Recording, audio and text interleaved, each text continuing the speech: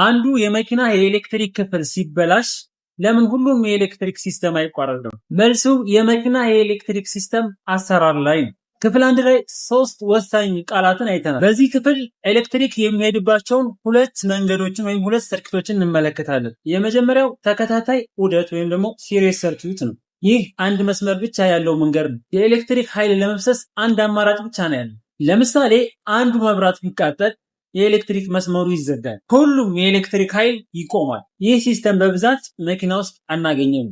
ሁለተኛው ቲዩ ወይም ፓራለል ሰርኪት ነው። ይህ ደግሞ የኤሌክትሪክ ኃይሉ ለመሄድ ብዙ አማራጭ መንገዶች አሉት። ከመኪና የፊት መብራቶች እስከ መስኮት ማንሻው ድረስ ያለው የኤሌክትሪክ መስመር ቲዩ ወይም ፓራለል ነው። አንዱ የኤሌክትሪክ ክፍል ቢቃጠል እንኳ ሌሎቹ ክፍሎች መስራታቸውን ይቀጥላሉ። አስተውሉ፣ በቲዩ ዑደት ወይም በፓራለል ሰርኪት ላይ ያለው ቮልቴጅ ሁሉም ቦታ ተመሳሳይ ነው። ይህ ማለት እያንዳንዱ የኤሌክትሪክ ክፍል ሙሉ ኃይል ያገኛል ማለት ነው። አሁን የመኪና የኤሌክትሪክ ክፍል ለምን በዘላቂነት እንደሚሰራ አውቃል። ይህ የኦስሚ አውቶ ኤሌክትሪክ ጆርኒ ሁለተኛ ክፍል።